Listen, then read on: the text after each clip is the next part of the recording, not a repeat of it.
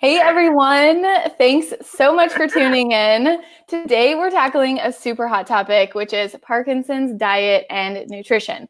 We're going to talk about what we know, what we don't know, and what we can do about it. And if you're new to these broadcasts, welcome. Welcome. My name is Sarah King. I am a Parkinson's physical therapist, really passionate Parkinson's advocate, and the founder of Invigorate. And here at Invigorate, we help people diagnosed with Parkinson's create a personalized Parkinson's plan of attack, giving you guys tools and the resources and support you need to not only manage your symptoms now, but to help slow the progression of your Parkinson's as much as humanly possible in the long run, which is why I'm so excited to bring you today's guest. This has been a long time coming. I've been trying to find, the perfect guest to bring on. And today I'm joined by my friend and colleague, Casey Farlow, who is a registered. Guys. Hey there. We can't see you quite yet, but we'll get there. Not yet. Sorry. Not yet. No, you're good. So thanks everybody for watching. Casey is here and excited. And I'm going to click her in here in a second, but she's a registered dietitian nutritionist at Theory Health. With advanced training in functional medicine approaches to brain health. So she uses evidence-based medical nutrition therapy alongside some cutting-edge testing to provide a personalized plan to help her clients achieve optimal brain health, which is why I'm bringing her here today. She specializes in neurological diagnoses like Parkinson's, concussion recovery, traumatic brain injury, and mental health, everything that you could imagine that has to do with the brain. And that's why she's lovingly referred to as the brain dietitian. And Casey is actually really special, and we're going to talk about why here in a second, but her combination of skill sets is actually really challenging to find. There are very few nutritional professionals who are registered dietitians, who are certified in functional medicine and also specialize in brain health and healing. So I'm really, really excited to bring her on. But before I do, this is a topic that can get a little bit intense. Nutrition and Parkinson's, and what do we do, and who do we trust, and what are we supposed to do? And I just wanted to give you guys all a caveat before we hop in. The intention of this presentation is just educational purposes only. This is not medical advice. If you need personalized attention, which most of us do, working with some type of functional medicine provider to help you tailor your nutrition and supplement protocol to your specific diagnosis and situation is always encouraged. So make sure that you check in with your own healthcare providers before making any dramatic changes in your diet. There's going to be a lot of information here, and we'll make sure to give you as much resources as possible, but as you are listening, just try and focus on maybe the one or two things that really resonate with you. And just plan to start there, because you may get overwhelmed and you can't do everything that we're going to recommend today that Casey's going to talk about all at once. So we're also not here to scare you or shame you about your diet. We're not here to be fear mongers. We're not here to say that you got Parkinson's because you ate poorly, or your Parkinson's is going to progress because you don't know how to manage your diet. That's not the intention of this broadcast. Honestly, we just are going into the research and resources, pulling out what we find and bringing it to you to do what you want to do with it. If you just want to listen to us talk and hang out and not take anything we do and put it into action, you don't have to. You can just hang out.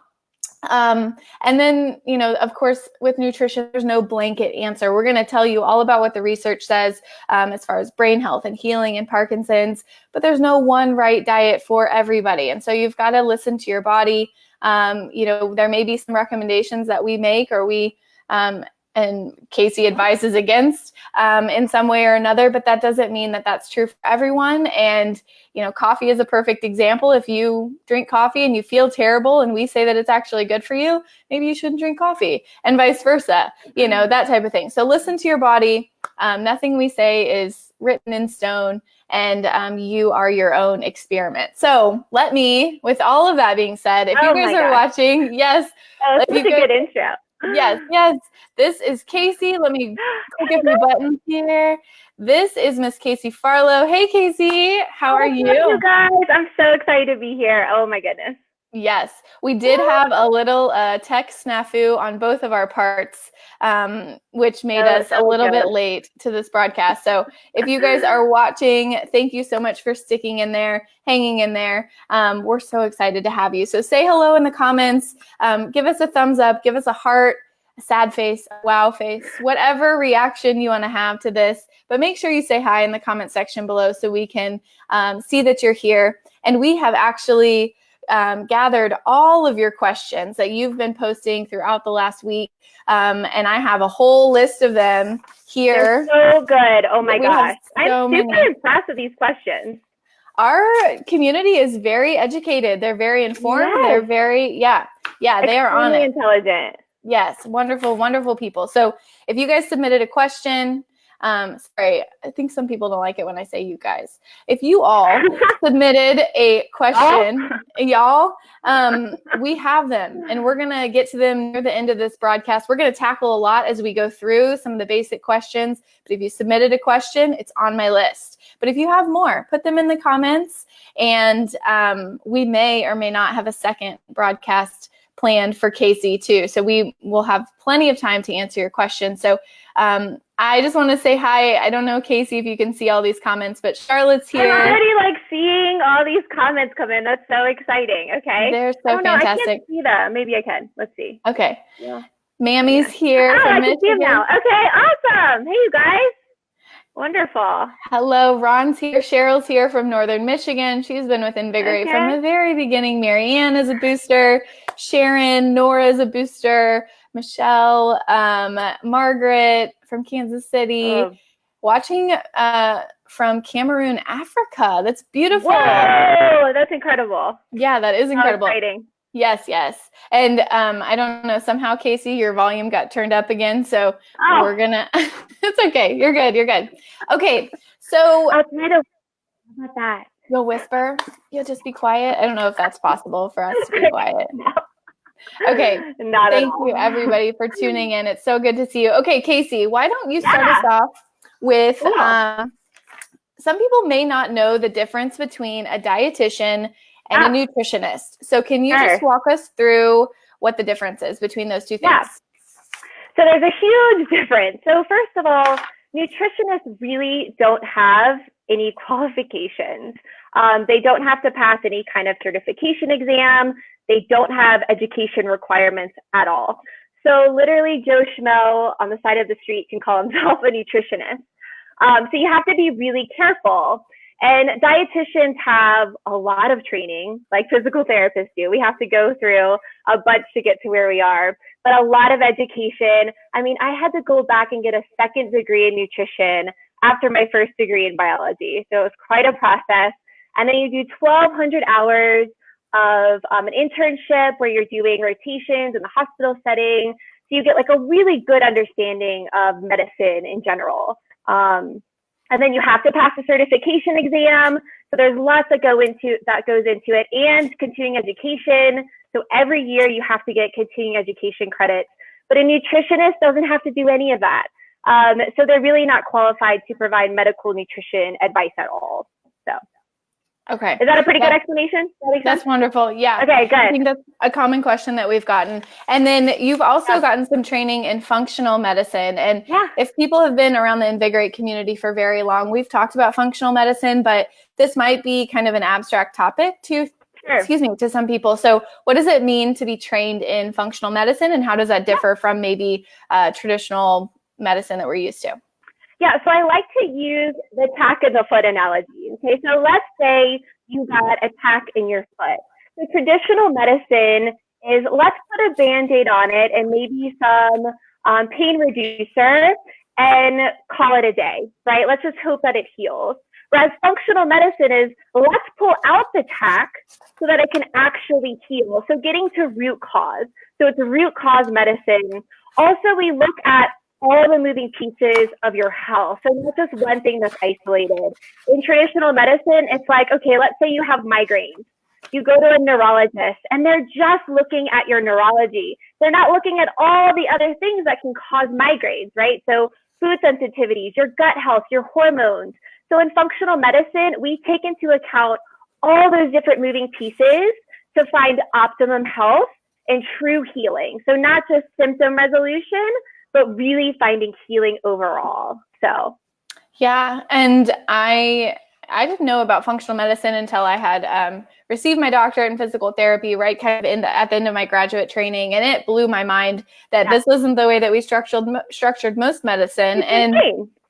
And you know, with Parkinson's, I think that there's this blend of obviously kind of our symptom treatment approach versus root cause, because Parkinson's is a little bit tough to find the root cause, right? And that's right. If we knew the root cause of Parkinson's, then we'd have a cure. We would have a cure, yes, and Invigorate wouldn't exist. Right. And so there's this second layer that's maybe we're not going to find the root cause of Parkinson's, but we can find the root cause of a lot of things like that are related to Parkinson's symptoms. So fatigue or rigidity or, you know, some type of skin issue or digestive issue, constipation. We're going to talk about all of that stuff. So it's all about an integrative approach, and medication is definitely part of that integrative approach, right?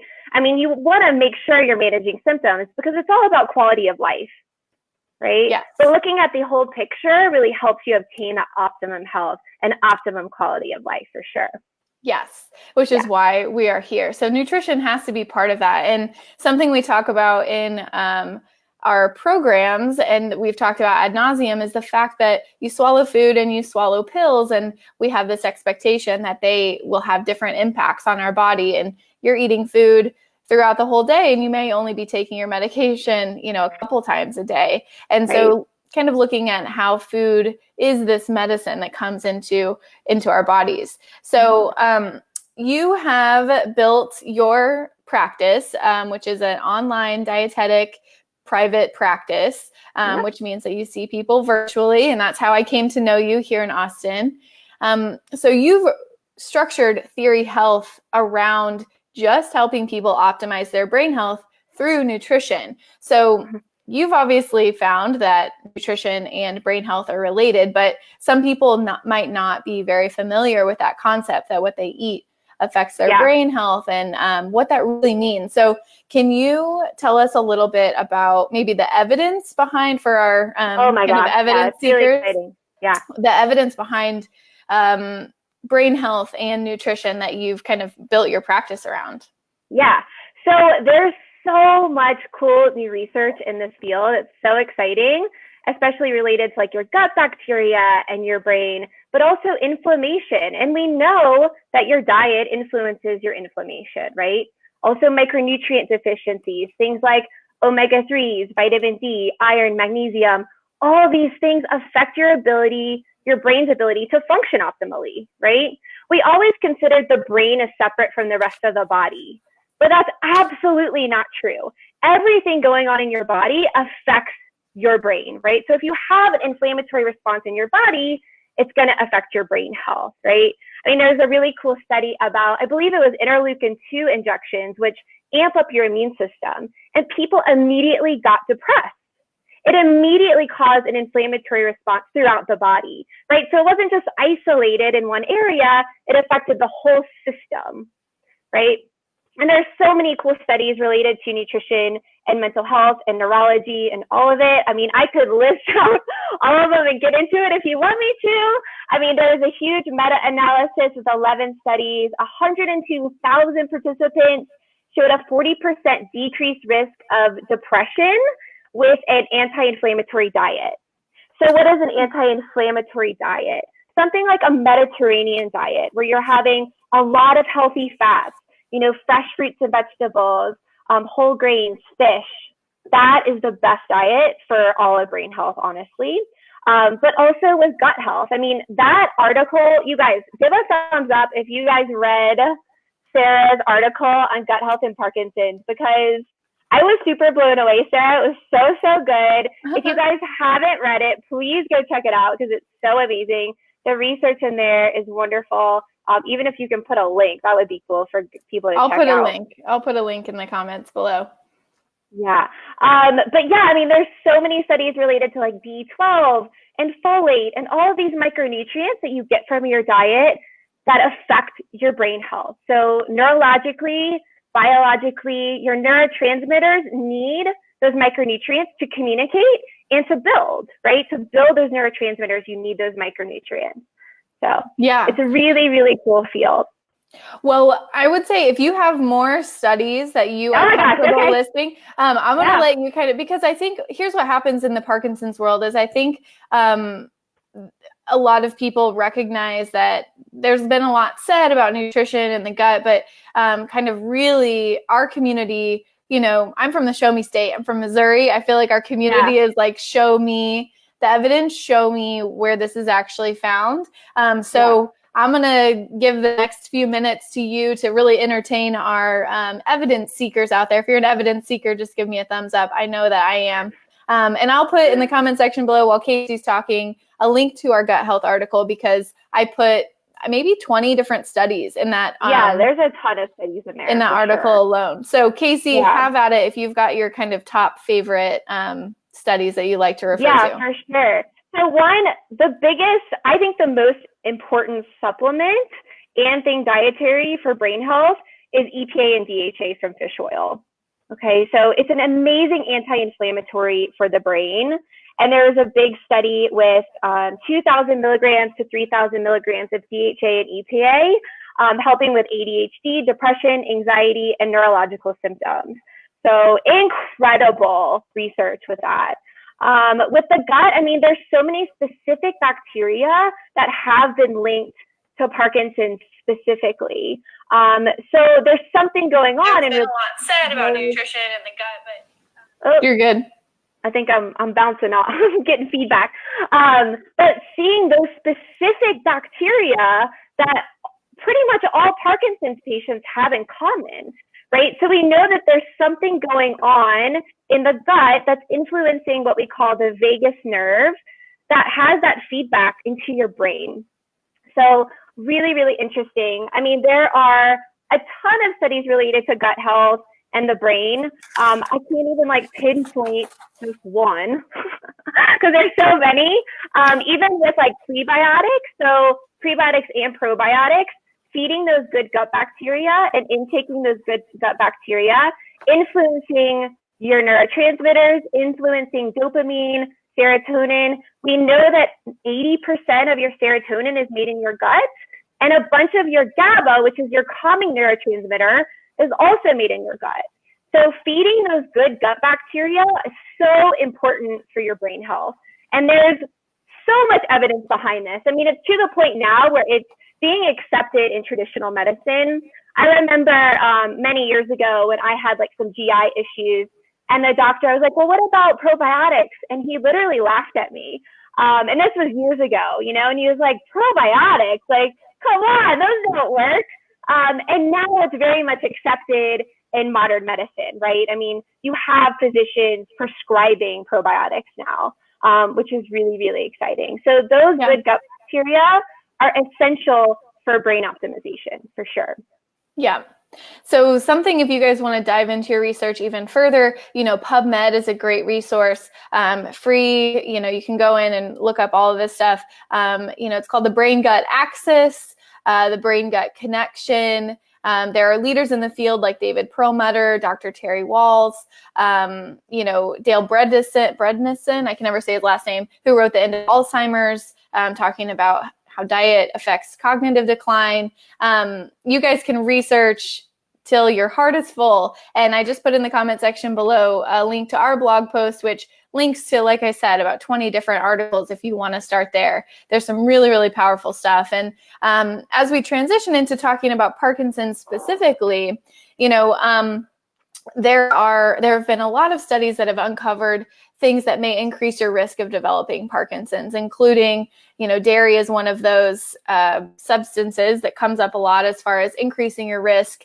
There are, pesticides and environmental triggers. And just because you developed Parkinson's doesn't mean that you ate something wrong in your past. It's a combination of environmental, meaning your diet and everything that exists around you, and your genetics. And so, again, this isn't to shame anybody about what you ate that caused Parkinson's by any means. No, not at all. No. And what we're finding too is moving forward, Dr. Lori Mishley is doing a lot of wonderful work out in Seattle. And she wants to know, just because something maybe increased your risk of developing Parkinson's, does that also mean that it's going to worsen your progression over time? And a lot of the conversations I have about nutrition and with Parkinson's clientele, and Casey too, are based off of kind of a lot of her work, which is linking certain foods, which we'll talk about here in a second, that are linked to faster Parkinson's progression and slower Parkinson's progression. I promise we'll get there here in a second. If you haven't read her work, Dr. Lori Mishley, I think it's educationismedicine.com is her new website name. Go over and check her out. But she talks a lot about eating whole foods and getting rid of the dairy, minimizing the red meat, minimizing processed foods.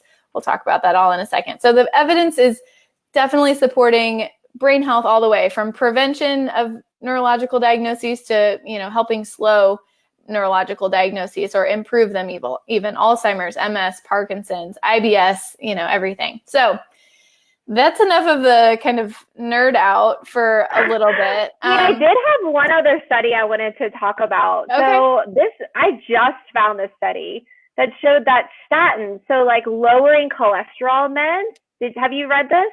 Mm-hmm. 2 times increased risk of Parkinson's. Yep. Which shows that, those healthy fats and cholesterol are so essential for brain protection. Like, it really, really is essential. Am I saying go not take your statin if your doctor prescribes it? Of course not, because that would be silly. But it is really interesting, and it does kind of play into how important those healthy fats are and cholesterol. We used to think that cholesterol was so bad for you, but intaking cholesterol doesn't necessarily correlate with your blood cholesterol. So you could eat eggs all day, and it doesn't necessarily show as high cholesterol in your blood. So there's many things that play into that high cholesterol, which is really interesting. Yeah, we could have a whole other conversation about how fat got demonized and how cholesterol got a bad rap. But the kind of research is showing the higher cholesterol is more linked to oxidative, processed foods and sugar and all that good stuff, which we're going to talk about here in a second. So yes, statins, don't stop taking your statins, but do have a conversation. There are research studies like Casey was mentioning. Print those off, take them to your neurologist if they don't know, or your GP, and just have a conversation. Here's what the research is showing. Are statins really that good for me if I've got a Parkinson's diagnosis? And use this information to start conversations with your healthcare providers. Okay. Yeah. Oh my goodness. It's so important to take control of your own health, because honestly, the physicians sometimes don't have time to look into the latest and greatest of research. They're super, super busy. So sometimes they rely on you guys to bring the evidence to them, so you guys can be part of that education as well. Yeah. And so let's move on. So we've established that the brain and the gut are connected. The nutrition matters. So Casey, when you're working with clientele, what do you say to them as far when they ask you that question? What is the best diet? What is good and what is bad? What is your go-to? I know you said it a little bit earlier, but kind of fill us in. There's keto, there's paleo, there's Mediterranean, there's vegan. Tell us the good stuff. Yeah, so I think that probably the Mediterranean diet is the best for brain health. And the reason, it's super instinctual. It's like, what did our ancestors eat? Well, it was a lot of fruits and vegetables. It was good quality meats. It was whole grains and lots of healthy fats.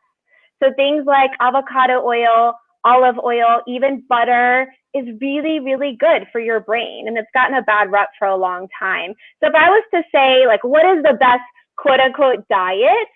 Obviously you want it to be a little bit more individualized, which I provide in my practice. But if you want a diet to go to for brain health, it is the Mediterranean diet, 100%. Okay. And so a lot of people are interested in plant-based diet and vegan. So talk us through maybe the similarities and the differences between what's traditionally considered Mediterranean and plant-based versus vegan. Like, spell it out for us. Yeah, so vegan means no animal products whatsoever. A Mediterranean diet still has all your protein. So chicken, fish, beef, all of that can be included in a Mediterranean diet. I do not recommend a vegan diet for brain health specifically. And the reason being that you do run the risk of certain micronutrient deficiencies. So DHA and EPA are the biggest, and they're the most important for brain health overall. Okay. And there is no way to get EPA and DHA through a vegan diet. Zero chance, unless you take a supplement, but it has to be from green algae. Yeah. So vegan, vegetarian, again, no animal products. Mediterranean diet does have animal products. And I think for brain health optimization, you do need some animal products.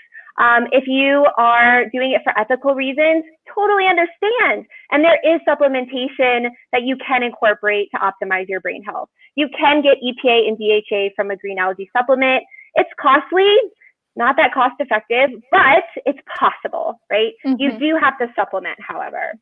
Yep. And all of those Mediterranean, vegan, plant-based, all of them have a foundation in whole foods, right? So yeah. Plants and, colorful plants, like mostly what you eat should be whole foods and plants. And some people feel differently on, when they eat different types of meat, when they eat fish, obviously you have to tailor it to your own needs, but there are a lot of great nutrients that do come with meat products. And in the Parkinson's world, we've got this protein interaction with levodopa, which we'll talk about here in a second. Mm-hmm. But when you look at, especially Lori Mishley's studies, when she's looking at diets and she tracks people diagnosed with Parkinson's and tracks their progression over time, and correlates it to what they ate, how they lived, a lot of different variables, honestly. But nutrition-wise, I'll just go ahead and read through her list there are foods that are linked to faster Parkinson's progression. Drinking from plastic bottles, canned vegetables, canned fruit, ice cream, cheese, diet soda, chicken, pasta, and beef. And, she talks about it, I think, when she does her talks about, is beef inherently bad? There's iron in beef. Is the quality of beef matter? Chicken also, does the quality of chicken matter? Is it because it's organic or not organic? And I think her recommendation is always minimize it. Eat organic when you can.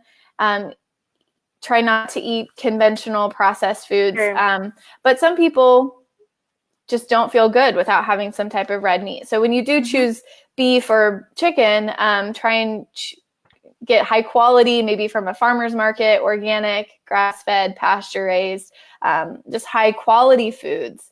And minimizing them, they shouldn't take up your whole plate. Your plate should be colorful and full of veggies, which Casey is writing currently a blog post for us to publish next week, talking about how she recommends you fill up your plate, which we can talk about here in a second. PPFF. Casey, PPFF, it's so good. Represent. Yep.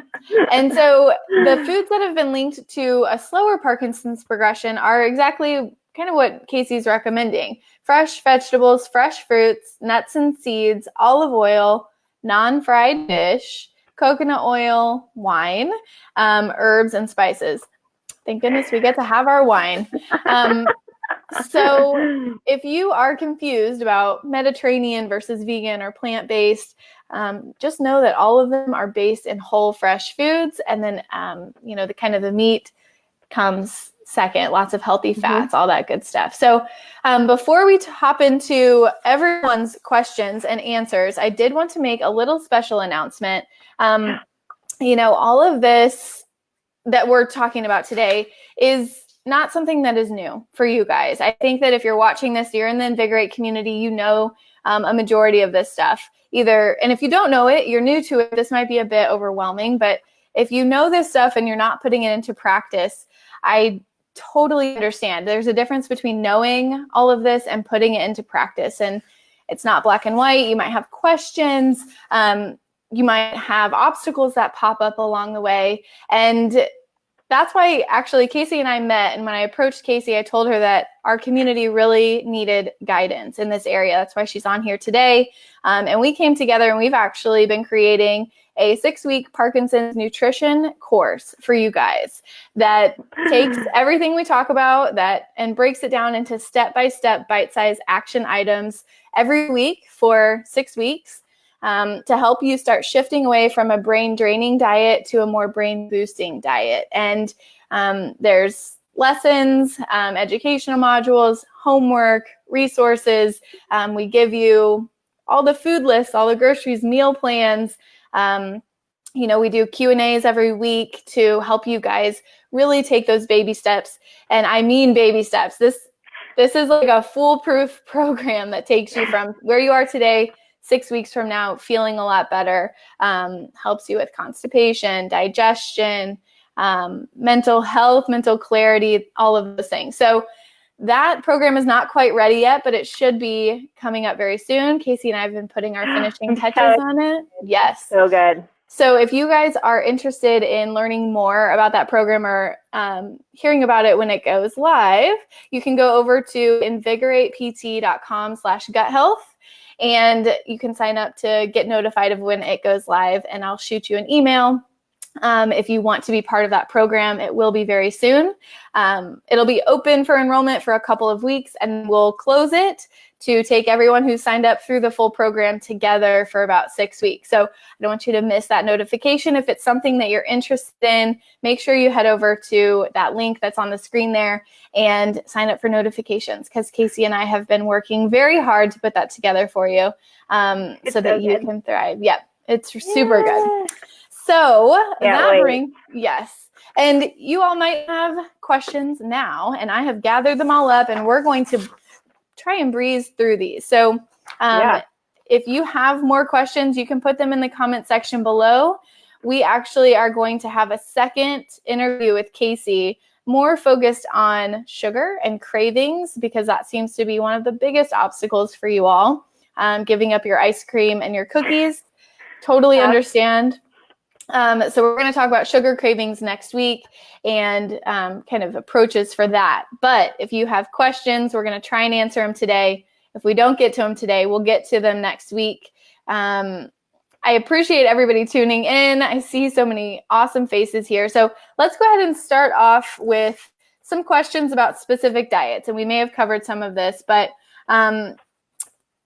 let's see. John Carlton Foss says, some say that a sugar-free diet is important. What does that really mean? Refined sugar or all sugar? For example, are the sugars in fruits, there are sugars in fruits that would seem to be good. So can you tackle this sugar question? So it's super interesting, because I was just looking through the comments and somebody asked me if I had read The Grain Brain, and I feel like that's definitely on the same line. And I have to disagree with some aspects of The Grain Brain. So he basically says all sugar is bad for your brain. Okay, well, if you're cutting out fruit, you're missing really wonderful antioxidants and fiber that help your gut bacteria, right? And also help your brain function better and protect with those antioxidants. So to say no fruit is completely silly when we're talking about optimized brain health, because you need those antioxidants and you need that fiber for your gut health. So when it comes to gluten can be pro-inflammatory for a lot of people. Not everyone, and our course kind of gets into that and kind of runs through a whole elimination and reintroduction protocol to be able to know if you're sensitive to that. But it is a common inflammatory food. I always say, take it out for a few weeks, see how you feel, see how your symptoms feel. If you feel better, if your gastrointestinal symptoms get better, then it might be a pro-inflammatory food for you. But there's no one size fits all, okay? It not necessarily is inflammatory for everyone. So again, The Grain Brain has a lot of great information, but I do think that it's kind of generalized. The main point is we need healthy fats. We need a lot more healthy fats than we're already eating. We need less refined grains, for sure. We're eating too many carbohydrates overall. And most of our carbohydrates are not coming from good sources of carbohydrates, like fruits and vegetables, right? So if you're worried about gluten, you can always do a trial period without it and see how you feel. That's always what I recommend. And that includes dairy as well, and some other pro-inflammatory foods that we talk about in the course. Okay, so as far as gluten is, we'll come back to gluten. We have a few other questions about gluten. Actually, let's stick on gluten, then I'll come back to refined carbs. Okay, yeah, go ahead. Marcy actually asks, I'm on Mirapex and have constipation issues. Does gluten also add to the issue? Should I consider a gluten-free diet? Can. So talk to us a little bit about that. Yeah, you should. I mean, if you're having gastrointestinal symptoms, you should probably get rid of gluten for a period of time to see how you feel, for sure, because it can increase constipation. So can dairy for some people. So can soy for some people. So it really depends on you. And it's so important to kind of eliminate for a period of time, see if your symptoms improve. If they do, awesome. Like you have a tool, right? You know that gluten's an issue for you. But again, it's not an issue for everybody, and excluding it from your diet for a period of time to see how you feel can really be beneficial for sure. Okay. Awesome. So then talk to us a little bit about, we're going to circle back to the refined sugar. So John asked that question about, do I cut out all sugar? Do I cut out sugar from certain sources? Can I eat fruits? Talk to us about sugar. So sugar is pro-inflammatory. I mean, I think we all kind of know that, right? But it's a dose response. Like having ice cream every once in a while is not going to impact your brain health on a huge degree, right? But if you have it every single day or twice a day, it can cause inflammation in your body, right? So it's taking steps to try to minimize. I don't think that it's logical to get rid of it completely because that's not really sustainable. You know, you're going to have birthday parties and any kind of party. You might have cake and ice cream. You should not feel guilty about doing that on occasion. But it's a sometimes food. It's not an everyday food. And the problem is most people are having refined sugar every single day, if not multiple times a day, right? So it's all about trying to limit as much as possible, but not necessarily get rid of it completely because it's about your quality of life. You still want to have fun and have ice cream on occasion, right? So, and that's totally welcome and can be part of a healthy diet. Absolutely. And something I hear our community struggle with a lot is this extreme idea of, they've demonized sugar, they've demonized meat, we've demonized dairy. We've demonized all the things.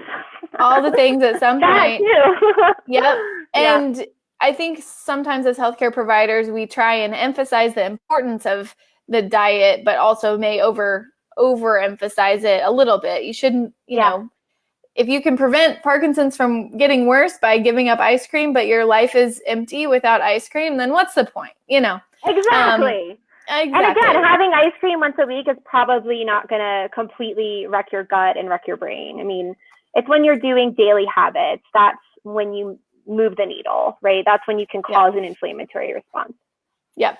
So let's talk a little bit about this next question, which has to do with, does have to do with sugar a little bit, carbohydrates. Okay. There is this conversation around the ketogenic diet. And I think that there's a lot of confusion around it. So talk to us a little bit about the ketogenic diet, maybe how people do a healthy version of keto, an unhealthy version of keto, and then how kind of sugar and carbohydrates maybe feed into that blood sugar regulation and how it impacts the brain. Talk to us about keto. Oh man, that's a big subject. Okay, so keto is a very high percentage of fat in your diet. The reason I'm not a huge ketogenic fan is because it's not sustainable for most people to have like 85% of your diet be fat, right? I mean, that's like eating butter and eggs for most meals. I mean, it's a high percentage, but most people do like keto light is what I call it. So just like a lower carbohydrate, higher healthy fat type of diet. But that's not what ketogenic, like as a medical diet is. And I'm all about like lowering your carbohydrate, not having as much sugar and refined grains, and having more healthy fats for sure. But I don't think you need to meet some percentage of fat to have it be beneficial. Sometimes you can go overboard with the fat. And there was actually a study about it increasing bile acids when you're taking in too much fat and increasing the risk of colorectal cancer. So, you know, there's always give and take, and I don't believe in diet extremes. I think there's always repercussions when you take extremes to your diet. Does that kind of make sense? Mm-hmm. Yeah, definitely. And I think at the heart of keto is keeping your blood sugar regulated, right? And minimizing these massive swings in our blood sugar level that are really, especially the highs and the lows. That's not good for your energy. It's also can cause some inflammation if you have higher levels of blood sugar. So at the heart of keto, when you do it, I think in a keto light, maybe what you're talking about, or a healthy way, is just back to basing your diet in plants, fruits, vegetables, nuts, seeds. Those things are already, I mean, fruits are obviously have sugar in them, but reducing your processed foods, trying to avoid lots of sugar, you're already going to have a lower carbohydrate diet. And so at the heart of go ahead. Ketogenic is kind of like, what was that low carb diet that was all the rage for a long time? Atkins. It's like the repackaged Atkins diet, right? So there's a lot to learn from that. We want less refined carbohydrate, like you said, less sugar to keep your blood sugar stable throughout the day. And it's good for your brain health to have those healthy fats. But I mean, it's just really a repackage. You know what I mean? It's like, okay, it's still low carb. It's still kind of the same type of diet. Definitely. Okay, perfect. I hope if you have more questions about keto, definitely let us know. Again, combining all of this information into this general eat whole foods, mostly plants, sugars in moderation, things that you really want to indulge in occasionally are fine. Trying to just bulk up, lots of fiber, lots of water. If this is overwhelming, just take it back to the basics. Let's see. Patricia Dorn did ask about your opinion on the keto diet and its role in Parkinson's specifically. I think we tackled that. Bobby Fitzler. Sorry, I don't know, with a PF. I'm always bad at that one. He asks, is the FOD diet, helpful for a person with Parkinson's? So I think he's referring to the FODMAP. Is that correct? I would assume so, yeah. So if you're having really major gastrointestinal symptoms, it can help to reduce gas. So basically the FODMAP is like lower digestible fibers so that you're producing less gas output. So if you have, increased gas, then maybe a low FODMAP diet would be beneficial. But it's so important to figure out like where that gas is coming from. It could be SIBO, which is really common in Parkinson's, and that requires treatment. I mean, that requires that you take an antimicrobial or an antibiotic. Okay, so it's important. Hold on. Let's back up. There's so many. No, there are lots of words. So first of all, FODMAP, can you tell us what FODMAP foods are? What does that mean I think we started on a trail. FODMAP means what? So FODMAP basically means lower digestible fibers that can produce gas. So can produce increased gas. What are there specific? So it's basically like a prescribed diet for like IBS, so irritable bowel syndrome.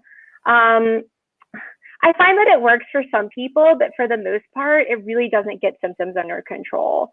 But everybody's different again. So it basically is less digestible fibers to produce that gas output. So to help with any kind of gastrointestinal or upper gastric pain that you might have from gas. But again, that gas could be coming from something else. It could be coming from SIBO, yeah. Tell us what SIBO is. So it's small intestinal bacterial overgrowth. So it's basically when you have too much bacteria growing in the wrong places. So in your small intestine instead of your colon. And that can cause a lot of gas output. So even if you drink water, all of a sudden you're like, oh my gosh, I have so much upper gastric pain or gas. It can also cause constipation, diarrhea, things like that. And that's something that has to be tested for and treated appropriately. So again, it's, everything has to be individualized. You can try low FODMAP by all means and see if it helps your symptoms. Do a trial run for 4 weeks. See if it helps. If it doesn't help, then you know that that's not the right route to take. Yeah. And maybe definitely. SIBO needs to be investigated or something like that, or another gut health issue. So SIBO is something that is a stool test? Yes. So no, it's actually a breath test. Okay. But honestly, in my practice, I usually just preemptively treat with antimicrobial because so many people have dysbiosis or SIBO if they're having any kind of upper gastric pain or IBS type symptoms. Okay. So it's kind of okay to just assume that you have it, use the antimicrobial, and if it helps, then it's one of those you don't have to get tested type of thing. For sure. Awesome. Yeah. And if you guys are interested in learning more about Casey and working with Casey, you are always welcome to go to theoryhealth.com to learn more about her practice, or thebraindietitian.com. And she does a lot of testing, but and maybe Casey would agree with this, it's like if you're not doing anything for your diet right now, try a few things and monitor your symptoms and lay a good foundation if you can, and then, maybe working with a practitioner. If you're really struggling and you need accountability and you need somebody to hold your hand, go right to a practitioner. But a lot of these things you guys can do on your own, and in our course we'll help walk you through that as well once that's available. So let's see, we've got some more questions about digestion and constipation. Okay. So we did write, Casey actually wrote a post about constipation. I'll put it in the comment section below, or you can go to invigoratept.com and look in our articles and search for constipation. I think she gave you 5 or 6 different strategies to help with constipation because it is a common problem. Sometimes it happens up to 20 years before a Parkinson's diagnosis. So, right, that's one of the first non-motor symptoms of Parkinson's. So I'm going to share that link in the comment section below, but can you maybe just walk us, and we have a whole module in our course dedicated to constipation. It's like, I give you Casey's 5 tips and we give you 6 more different tips because it can be a multifaceted approach to constipation. So Casey, what are your thoughts about maybe the foods that you eat having to do with constipation? What foods typically stop people up? So when it comes to constipation, the best thing that you can do is lots and lots of fruits and vegetables. Honestly, people just aren't getting enough fiber. And liquids, fluids, water is so important for getting things moving in your GI tract. I'm trying to think of what else. Activity, so physical activity. And Sarah, doing that physical therapy is so essential for getting things moving. Moving as much as you possibly can. The more and more research that comes out about Parkinson's, it's like move, move, move. The more you move, the more neuroplasticity can take place. So it's super, super important. And it's so important for moving that stuff in your gut around to get it out. Okay. So I think physical activity is probably the most important, and getting water. I would say you guys should probably be getting 70 ounces a day. And most people are not getting that amount, not even close. I'm trying to think of what else. I know I recommended some supplements too. There's magnesium citrate is a good one. Triphala is my secret weapon when it comes to constipation. And it's basically just crushed up berries. So you guys check out the blog. If you do suffer with constipation, there's so much good information in there. I'm trying to think. Do you have anything else? I'm trying to think of any other. No, I would say another thing that I did we talk about in our course, one of the tips that I recommend that I've seen work for my clients is just breathing before you eat. And I think Casey's talked about this on her social media as well, but a lot of us sit down to eat and we cram food in our face and we run along and we don't even give our digestive system a chance to start. And I'm guilty of this too. But if you can sit, sometimes I wonder if this is why praying before meals actually got started, not to make this a religious situation, but when you sit and you are mindful before you eat and you are really tuned in to what you have and maybe even giving some thanks for the food that you eat and breathe, it gives your rest and digest system time to kick in so that your digestive juices can flow and your system can start to absorb those nutrients. So resting before you eat your meal and breathing. Taking 5 really deep belly breaths to turn on that parasympathetic, that rest and digest nervous system is so important. I tell my clients 5 deep breaths before you eat every time. It really helps for sure. It does. It definitely does. So I would check out the blog post, honestly, everybody, about constipation if you haven't read it. And if you still have constipation, you read this blog post and you've tried everything, it may be time to reach out to a healthcare provider, and not just a general practitioner who might assign you some laxatives, but someone like Casey who can maybe do a stool test or kind of really do some testing to see maybe you have an allergy, maybe you have a gut bug, maybe you have something going on that just one general blog post isn't going to fix. And seeing if that can actually be like the next level. So for sure. That could be a really good thing too. I'm going to put this in the comments section. Yeah. Constipation is there we go. Let's see. Elaine says, I drink lots of water, but it's warm and I just want to eat fruit and ice cream. Is this bad? I'm on Parkinson's medication. Well, you're probably having those sugar cravings because of the Parkinson's. And I actually wrote a whole blog on that we're probably going to have, right? I think the sugar. Mm-hmm. But there was a study that just came out that said Parkinson's patients are actually more likely to crave sugar than your average person because of that dopamine reward response. So you guys might be having more sugar cravings than the normal person. So, or not normal person, but you guys know what I mean. Somebody without Parkinson's. So it definitely is an issue. So yeah, I mean, eating fruit is great. You know, I would try to balance out the ice cream with some healthy fats and some protein too, as much as possible. Obviously, you don't want to have that protein, you know, right with your medication, but making sure you have protein with your lunch and dinner or when you're not taking your medication is really important, and those healthy fats as well. So, okay. Beautiful. Does that answer the question? Yeah. Okay. I think so. Yep. I think so. And as Casey said, like it's a great occasional thing and not like a full time. You shouldn't be having ice cream all day long, but you know, your appetite can change with the seasons and with micronutrient deficiencies. You might be craving something because you have a deficiency in a nutrient or something like that, or dehydrated. Right. You know, you might be craving fruit and sugar because you're dehydrated. And that's why in our course, I know we keep talking about it, but in our course, and what I preach to everybody is honestly, try rehydrating properly first before you do anything else. And that's why I'll put a link to our hydration blog here. But honestly, if you're going to try anything first with your nutrition, get hydrated properly. And I have, let's see if we can see it. You know, this is a liter of water. I typically put a fourth of a teaspoon of Celtic sea salt in my water. And I recommend it to everybody. If you're watching and you've tried it, just give me a thumbs up or let me know if it's worked for you, because that actually, the Celtic sea salt helps you absorb the water and that can decrease your cravings. And we're going to have a whole nother conversation about sugar cravings next week. So Elaine, I really appreciate your question. We've got a little bit more to get to, and I'm going to put Ken's question up here, Casey, for you. And I don't want to put you on the spot.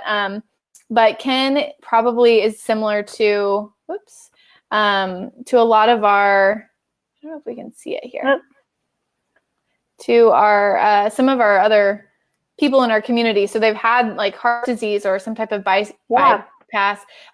So they're on a statin, obviously another heart medication, and a low cholesterol diet because of their heart condition. We've recommended a diet that's maybe a little bit higher in cholesterol, talking about statin. So how do you help people navigate these like comorbidities or multiple conditions, a heart condition plus a brain condition? Well, in this case, so having cholesterol in your diet does not necessarily correlate with increased risk of heart disease.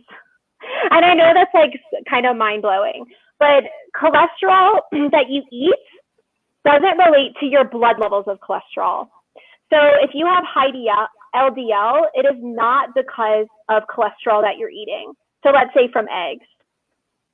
So your intake of cholesterol does not correlate to your blood levels of cholesterol, or healthy fats for that matter. They don't increase your cholesterol. Does that make sense? Yeah, definitely. Okay. I thought there was more. I thought there was more coming. No. So you can still have a high cholesterol, high healthy fat diet, and it's not going to increase your risk of heart disease. Mm-hmm. That's a misconception. So at least the heart disease is more inflammation. You need the inflammation for those plaques to form. Okay, but having just cholesterol in your diet is not going to create those plaques. And Ken, we're not recommending that you go off your statins and you eat a bunch of cholesterol and you change everything up at once. For those of you who have multiple things going on, it is really even more important for you to be working with a practitioner.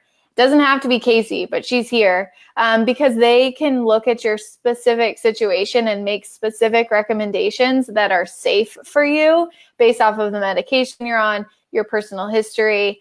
So if you are you've got multiple things going on and you're really confused, booking a session with someone like Casey, or even just working with them for a month. I think Jude is in here. He just gave you some love. Casey, he's been working with her. Jude is amazing. Yeah, awesome. We've got many people in our community working with Casey. So with good results, as I have to say there. So Ken, I hope that can help a little bit. I know that's not the best answer for you, but let's keep plugging away. We have quite a few more questions. We may have to save some of these for next week because we are really hitting the time here. If you guys are doing good, just give us a thumbs up and let us know you're feeling good. We're not yet. Yeah. We have I'm just skimming through here to see if there's something that we haven't already talked about. There are some questions about supplements that I want to ask because I feel like supplements are one of those questions that keeps coming up over and over. So Charles Urick asked about thoughts on vitamin B1, glutathione, cysteine, theanine. Also, any thoughts on possible benefit of sublingual supplementation versus pills or capsules? Thank you. Okay. Any thoughts? So I know actually Jude had mentioned the thiamine to me. And so I kind of did some research and I couldn't find really solid evidence for thiamine. But again, doesn't mean it won't work for you. So you can always try it for a period of time, see if it helps your symptoms. It's not something I would necessarily recommend. There are some that I'll recommend. EPA and DHA from fish oil is super important. It's super important for brain health. I always say 3,000 milligrams of EPA and DHA. Should I get into supplements? I mean, should I go into details like Sure. recommendations and stuff? Okay. Anything that's going to lessen inflammation in your brain. So curcumin is really important. I love like NAC, or liposomal glutathione is a good one to reduce inflammation and is a master antioxidant in your body to help prevent damage or further damage. Also, CoQ10 is a really good anti-inflammatory supplement for your brain. I mean, there's so many good ones, but it's like you don't want to overwhelm yourself with supplements, right? It's just like diet. You don't want to take all the recommendations, go buy all the supplements, and take all of it religiously, trying what works for you, right? It's hard for me to make recommendations individually, but I can say there are some that we know are beneficial for brain health and for Parkinson's. I know ALA is a good one too. Alpha lipoic acid is a good anti-inflammatory for the brain. And I know Dr. Mishley recommends that. I actually have her book right here. If you guys haven't gotten her book, it's really, really good. Natural Therapies for Parkinson's Disease. It's got a lot of great nuggets in there, and she has really good supplement recommendations as well. But EPA and DHA, I think, is probably the most important. Liposomal glutathione, don't just take regular glutathione because it's not absorbed well. NAC is another good one. Let's see, curcumin, CoQ10, and alpha lipoic acid. Those are the main ones for Parkinson's. So beautiful. I think I covered everything in that question. You did? Okay. Yeah, I think so. Okay.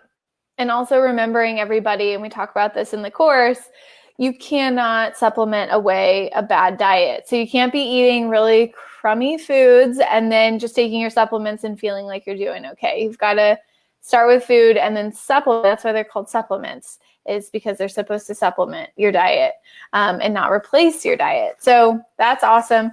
I I had a question from Larry Gifford, who, if you guys don't know Larry, he is the MC of the podcast When Life Gives You Parkinson's. He's young onset Parkinson's, really entertaining, fun guy. I got to meet him in Japan at the WPC, so you guys should definitely check him out. Larry tuned in and he asked, have you ever heard of eating food-grade diatomaceous earth to treat neurological symptoms? So do you know a little bit about that, and can you tell us about that, Casey? So I'm not familiar with that. I'm thinking, is it like a binder maybe? Because binders are good for GI health if you're on like an antimicrobial and kind of need to get that bad bacteria out of your gut. I'm assuming that that's what it would be doing. I don't know like what the mechanism would be to eat that. I don't know.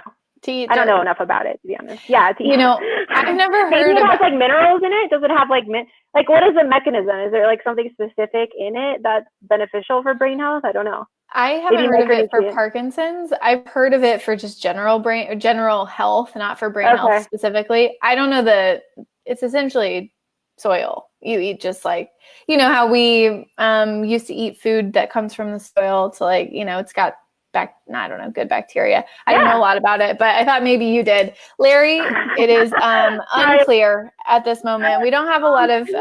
maybe if it's got like good bacteria, probiotics, or micronutrients, like some good iron or... I would think it probably has, some kind of micronutrients that would be beneficial.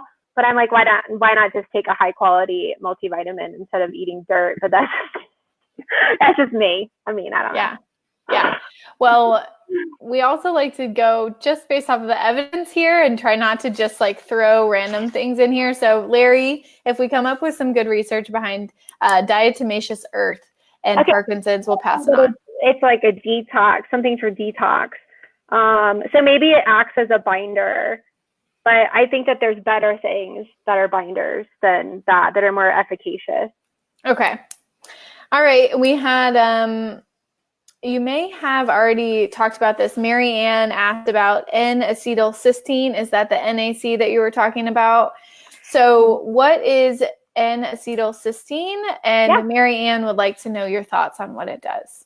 Yeah, so it is the precursor to glutathione. So it's basically the step before the active, I guess it's a micronutrient or a hormone. I don't know what specifically it is, but it's basically, so glutathione is a master antioxidant in your body, and NAC helps to make more glutathione. You can take liposomal glutathione and it's probably more effective, but it's super costly. So usually people recommend NAC or NAC to help boost those glutathione levels, to help increase that master antioxidant, to help protect your brain cells for sure. Okay. So I always recommend it for brain health. It's wonderful for detoxification, boost your detoxification enzymes, and helps protect your brain for sure. Okay. All right. We got a thumbs up for NAC. I am going 1,200 milligrams a day. 1,200 milligrams a day. Okay. Thank you. That's super helpful. Will you have a list of supplements posted? Monique asks. As far as publicly, so Casey and I are doing this course together. We the recommendations that she has for supplements we put inside the course, and we have lists of where you can get those supplements and which ones, how much to take, and all that stuff.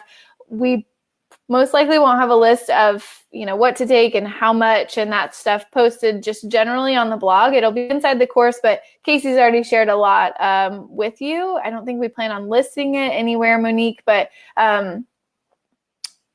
Casey mentioned them again. Can you go through them one more time, just the list? Okay, yeah. So EPA and DHA, I would do 3,000 milligrams a day. NAC doing 1,200 milligrams a day. CoQ10, probably 200 milligrams, because it's expensive. If you go high, it's super costly. Curcumin, I'm not really sure of amounts exactly. I didn't write that down. Curcumin, which is from turmeric, is really anti-inflammatory. It's a good one. CoQ10, and then alpha lipoic acid is another really good one. ALA. Cool. Not alpha linoleic acid, because that's from flaxseed. It's a little bit different. Okay. Beautiful. Thank you for asking, Monique. And let's see. And then in the course, we have all the supplements for gut health, which is a completely separate topic. So right. I'm not going to get into all that. Totally. Let's see. We have Mickey Newell asks, where can you get Celtic sea salt? You can get it on Amazon. The brand that we use is Selena Naturally. Is the brand that I like. You can go on Amazon. After this broadcast, I can go through the comments and maybe link to a link for you, Mickey. But most of this you can get that on Amazon. Sean asks, do you recommend sugar detox diets? Pros and cons. Yeah, I mean, I think eliminating sugar for a period of time, and we go into the whole gut health course, can be beneficial because it is inflammatory. And sometimes you need a little bit of a reboot, right? Sugar, I do believe, can be addictive, especially if you're low in dopamine, right? So taking a little time away and detoxing a little bit and starting to have it occasionally is really important. But sometimes it takes eliminating it from your diet for a period of time to be able to approach it again and have it minimally instead of every single day. Mm-hmm. Yep. Let's see. That's fantastic. And we have a few more I wanted to get to because there are people who tune in quite a bit, and I want to make sure we get these before we log off here. Patty Jones says, looking forward to this gut discussion. What's good to eat when you can barely taste anything? So that might be really common for those of you who are watching. The sense of smell tends to decrease with Parkinson's, and that affects your taste. Sure. So what recommendations do you have for people who might not have an appetite or just really can't taste food? I mean, really just trying to get nutrient-dense foods in as much as possible. And that can come in the form of a liquid or a smoothie. It doesn't necessarily have to be solid food. You can make a really good smoothie with healthy fats. I know you posted my smoothie recipe with protein as well. So, it doesn't necessarily have to be, I just blanked out. What was the question? I'm like looking out to the distance. I'm like, wait, what was the question? No. It's been a long day. Oh, Lord. Here we go. Okay. The question was about if you not can't being taste anything. If you can't taste anything. Again, it's like, get nutrient-dense foods where you can. It doesn't have to be perfect. But if you can't taste anything, it's like, well, might as well eat some really healthy food and avoid the not so healthy stuff like ice cream, refined sugar, things like that. Okay.